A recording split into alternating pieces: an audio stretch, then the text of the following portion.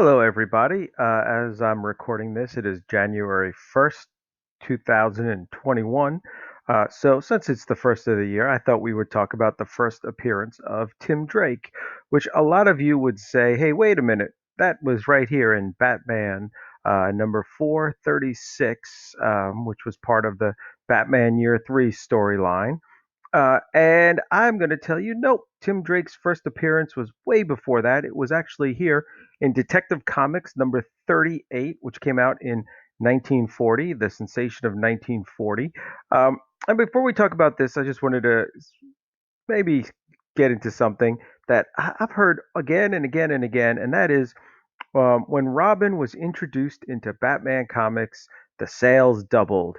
And where do we get this information from? Well, it seems like we get this information all over the place here. Doing some research right here on DC Comics website.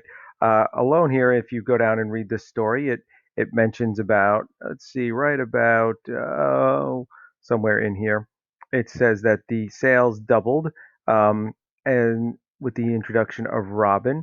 But looking into it, I cannot find any source for that. Like, it's mentioned all the time. I heard Bob Kane say it a lot, but as we know, Bob Kane may not be the most truthful person there is. But I've yet to find an actual, verified source that says that the sales doubled.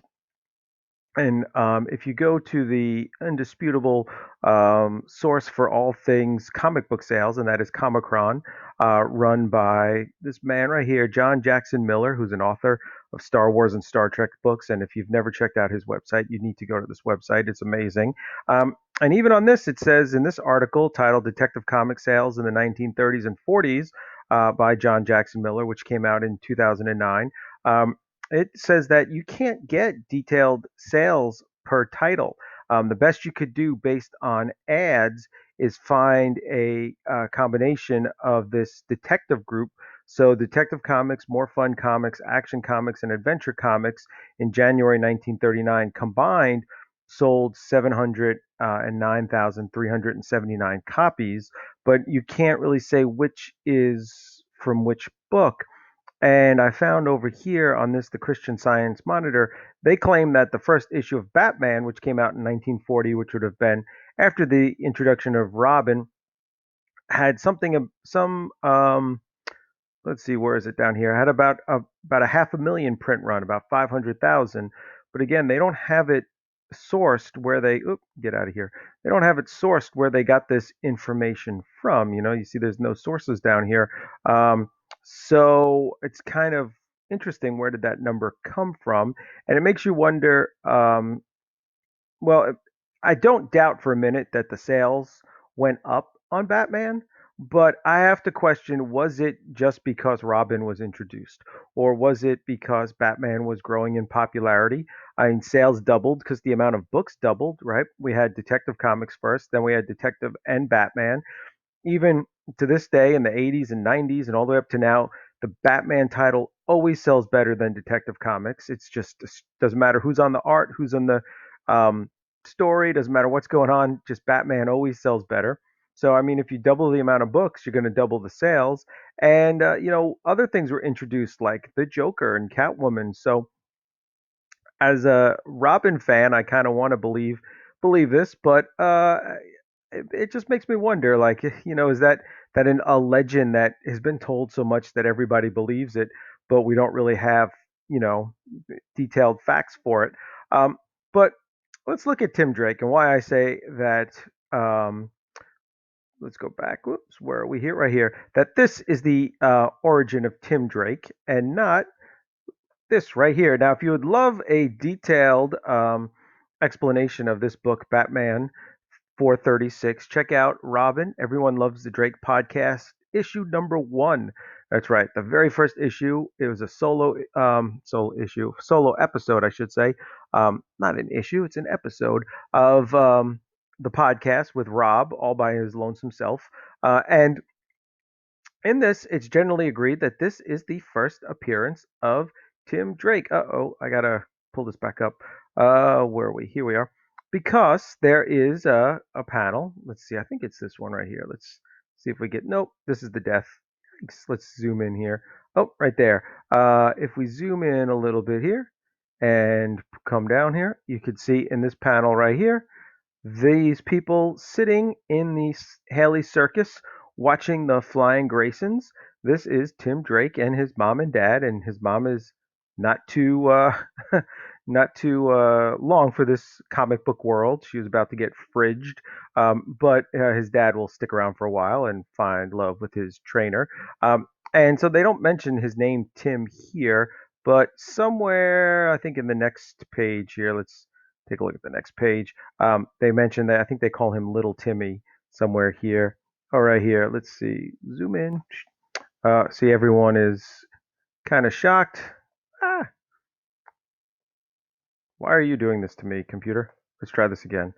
All right, let's move this here. So here you can see the crowd is all horrified at the Graysons falling to their death, and Timmy, don't look right there. Don't look, Timmy. The end, Tim's. Hurt, they hurt. He can't even speak a sentence with his little cut here. So look at this picture. That is considered the first appearance of Tim Drake. That, like right there. So this book is not exactly setting the world on fire. If you would like to own it, it does not go for very much. Here are some recent sales on eBay. You could one here. You could get it for $4 with free shipping, um, and you benefited a charity. $2.09, and you get three books here. $5. There was actually two bids. There was a bidding war for this one with free shipping. Um, Ooh, $1.25, but you have to pay for shipping. So you can see this is not a book that is worth very much. And I know there's two printings of it because I have two copies. One has got oh, maybe I saw it there. The DC Bullet here is blue in the first printing and it's green in the second printing. And I have both wonderful copies that maybe I'll get to sell someday for $3. Um, so again, this is not the book that Tim Drake fans are dying for. So if this little guy right there, right, we were looking about that little bit right there, and this little bit right there is going to go down as the first um, appearance of Tim Drake, then why can't we retcon it and go all the way back to 1940 and say that Tim Drake was in Detective Comics number 38?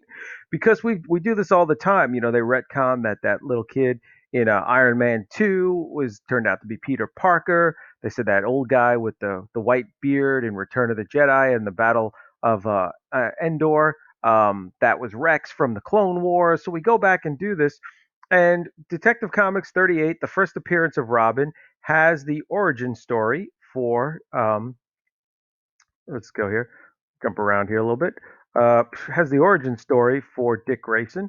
That's not what I wanted. Let's go right here. Here we go.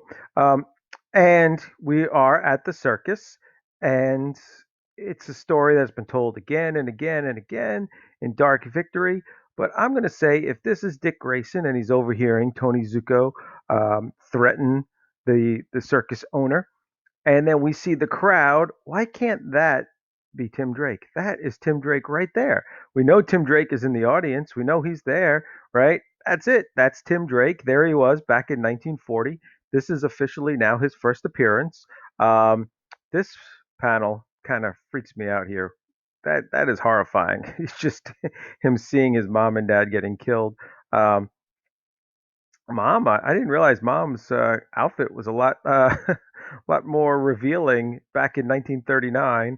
And there's Bruce. I think that's Bruce. No, that's the circus leader telling Dick that unfortunately, sorry son, your parents are dead, which seems to happen a lot in comics. So um, I don't know if that'll catch on. I don't know if anybody will ever list this issue as the first appearance of Tim Drake. It's definitely the first appearance of the Boy Wonder. So it's definitely Robin's first appearance.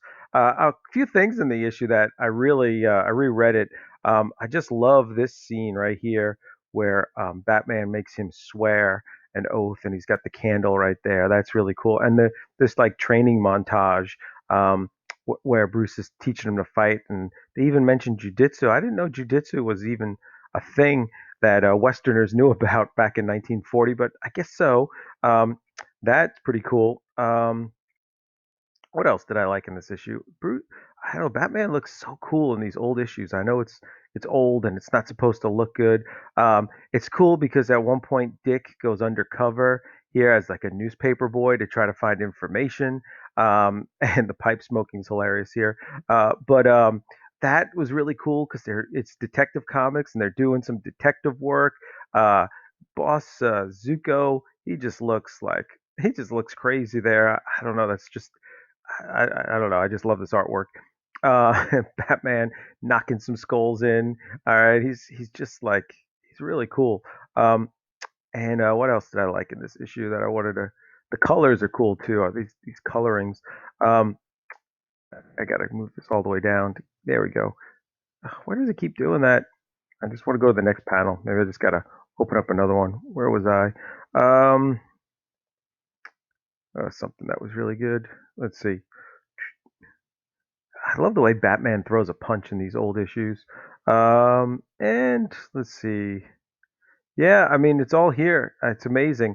They mention a couple times in this issue how Robin takes his name from Robin Hood, and that's been changed here and there from time to time, where that comes from.